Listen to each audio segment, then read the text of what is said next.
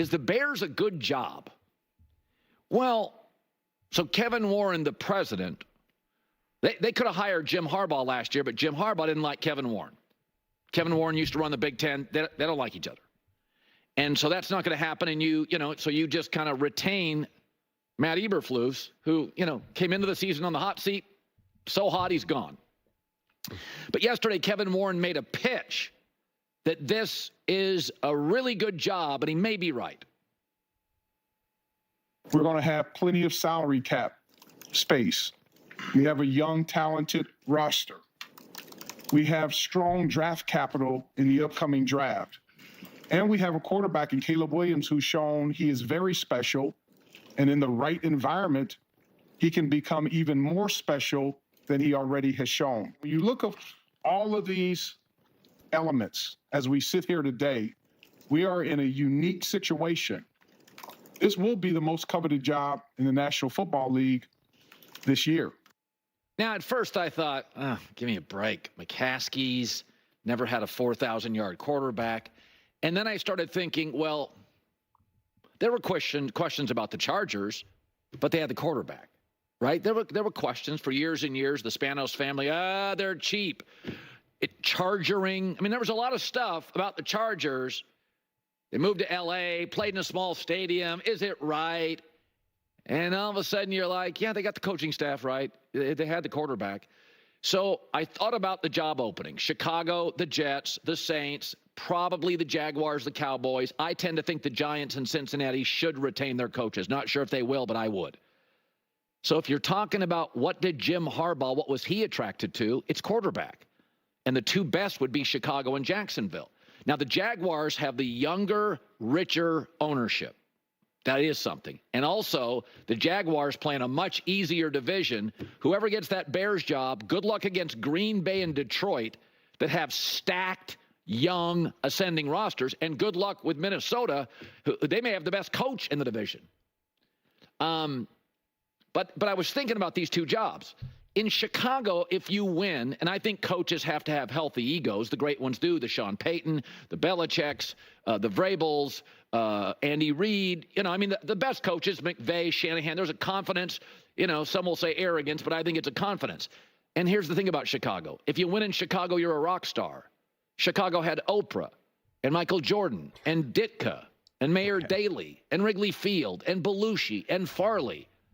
Jacksonville, hey, they're opening a Chipotle next Wednesday. I mean, even if you win there. I mean, Jacksonville's where mobsters go to hide. Chicago was the mob. Like, it matters more. Chicago historically, architecturally, politically, it's big. Chicago is big. Yeah, the division is going to be really tough. But I mean, Trevor Lawrence or Caleb Williams. Trevor Lawrence is on what? His fourth injury? Even when Jacksonville's been good, the whole country's like, can we get back to the Steelers and Patriots and Manning and Brady and winning games? Like, Chicago matters. It's dysfunctional. Their politics and their sports are dysfunctional. Their history's fascinating. I just think there's a rock star quality to it. And if you look at what the best coaches generally look at, and this is why the Jets' job is dicey. Not only do you not have a young ascending quarterback, you've got an old prickly one in Aaron Rodgers who's increasingly expensive. In Dallas, I like Dak. Everybody likes Dak. But as the highest paid player, he's a BB plus quarterback coming off another injury. I think Chicago's the best job for a lot of reasons. And one of it, coaches have egos. And if you hit it in Chicago, you're big. Okay. So I totally understand what Colin is saying here. And so, of course, people are going to want the head coaching job for Chicago. And you're definitely going to want it over some of these, other teams. Over, say, the Cowboys, the Jaguars, the Saints, and the Jets. I mean, that's obvious. So, yeah, it's absolutely going to be a coveted job. But it also depends on, though, who wants to be there, though. That's why they said that Cliff Kingsbury is a top draft prospect. And a lot of Bears fans are still trying to say that they're going to get Ben Johnson. And I'm just telling you, it's just not going to happen. I am so confident that Ben Johnson is not going to Chicago. I really am. I will be blown away, and I will be the first one to admit if I'm wrong. If Ben Johnson ends up going to the Chicago Bears, I will absolutely make a video and I will say, fuck you. I was 1,000% wrong. But I just do not see it happening. So the real question should be is, who do the Bears want to go after? Who do they want to get? Is Cliff Kingsbury that guy? Is it someone else?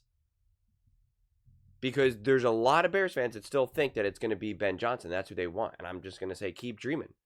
I'm just not seeing it. Ben Johnson, they talk about egos and stuff like that. Well, Ben Johnson is already a hero and beloved and worshipped in Detroit.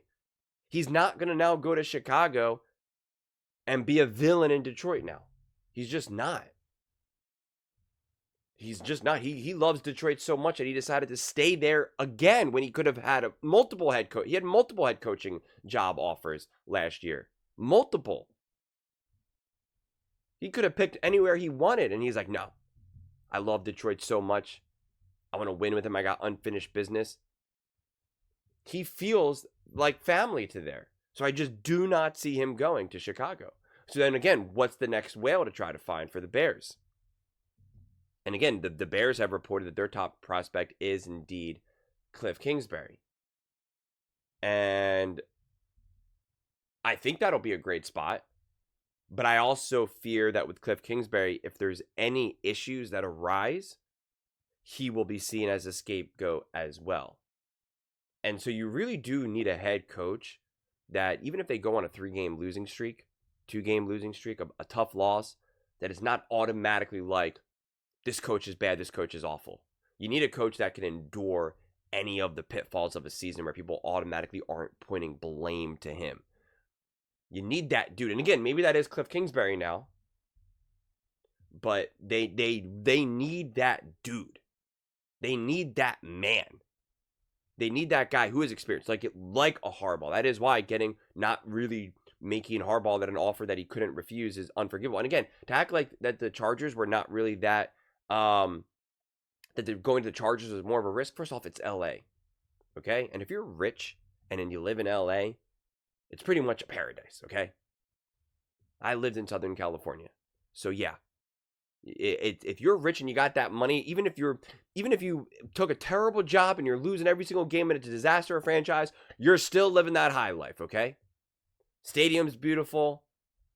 You're rich and famous in Los Angeles. You got money, you got power. Doesn't matter what's happening. Life is pretty good out there. And Justin Herbert was an established great quarterback for years. So it's like, there was really never a risk going out there from my viewpoint. I'm not saying that there's a risk with Chicago, because I do believe in the power of Chicago and that fan base. The fan base is massive.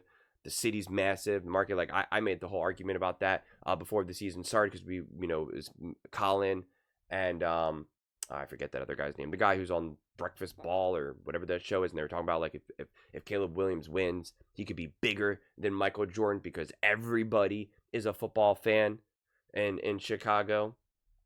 And so I get it, right? You will become not a hero in Chicago, you will become a legend in Chicago. So yeah, who wouldn't want that experience? Who wouldn't want that opportunity to be able to seize? But that's also why you need a special coach who can handle all of that. You need a big time coach. Maybe it is a Bill Belichick, someone who's already proven to be able to handle that. But again, I don't know. I'm not saying go out and get Bill Belichick. Honestly, ideally, the situation would be probably to get like a Bill Belichick and a Cliff Kingsbury as the OC. That's that type of situation is unlikely to happen. That would probably be more ideal than having Cliff Kingsbury having to now figure out how to be a better head coach in Chicago than he was with Arizona.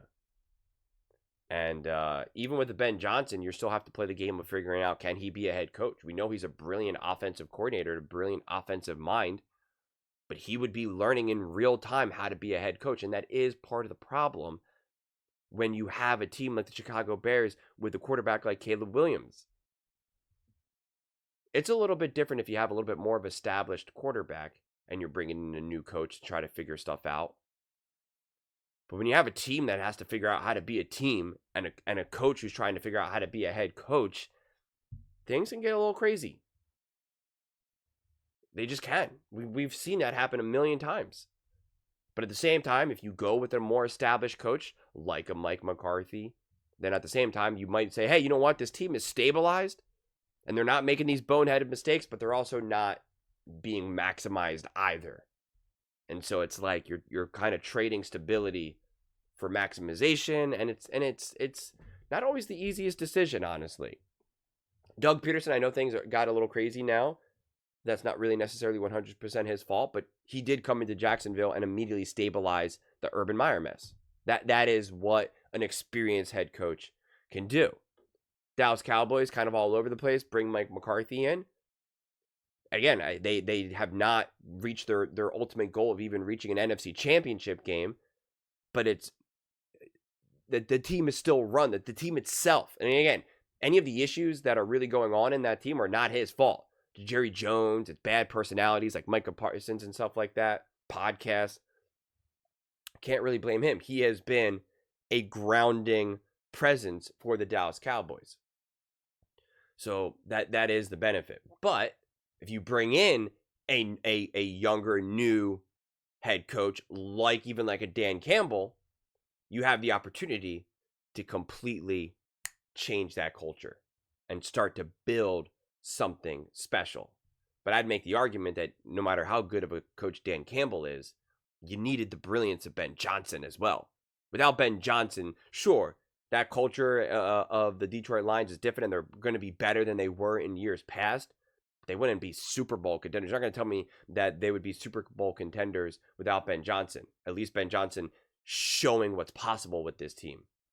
And now having another OC take when he leaves. But before that, Ben Johnson needed to be the brains of that team. And again, and anyone who wants to argue against that, then it's like, well, then I guess just, coaches just don't matter then. Coordinators just don't matter then. And if that's the case, well, then the Chicago Bears should already be good. They should already be great. What's the problem? So we know coaching obviously matters tremendously. So the Bears have some serious decisions to make. They have to really diagnose and figure out what do they need. Because part of the problem with Eberflus was his inability to run a team and make the appropriate decisions. I don't even just mean even game management, because we obviously know that. But just even preparation, getting everyone ready, building a culture. We saw that issue. We saw his inability to get the right coordinators at the right spots. And you can make the argument that maybe he had more limited power in that. That's fine. But then again, what head coach then wants to have that limited power? Like it's a tricky situation. I'm really fascinated to see. This is kind of a soap opera, honestly. I'm fascinated to see what the Chicago Bears do. I think they have some really interesting choices that they can make, but I think it's also slightly more narrow, ever so slightly more narrow than maybe some people think. I do not think the Chicago Bears are just like, well, any single person will want to coach here. We can just pick whoever we want. I do not believe that's going to be the situation either. But I do believe that some really high-level top coaches will absolutely be salivating at the idea to coach for the Chicago Bears as well. So that's why it's going to be interesting to see which direction they go. Are they going to go young, a little bit older? Are they going to go defense, offense? I know some people are saying like Mike Vrabel, like it's they got some decisions, and so it's going to be fascinating. But those are just my thoughts. I'd absolutely love to hear yours. What do you guys all think? What coach do you think the Chicago Bears should get after? That's honestly what I'm curious from just a Chicago Bears fan standpoint. Like, who do you want to coach the Chicago Bears? Let me know in the comments below. I read every single comment, so whether you agree with me or disagree with me, either way, let's get in some discussions, let's get in some fights, but ultimately, let's just have some fun. And please do consider subscribing. We are building an amazing community here, and I'd absolutely love to see you part of it. I want to build something that we all genuinely feel connected to, something that we're really excited to be part of. I think we're on our way to doing it. And please don't forget to give this video a thumbs up, as it really does help the visibility and the algorithm. Thank you so much. See you next time.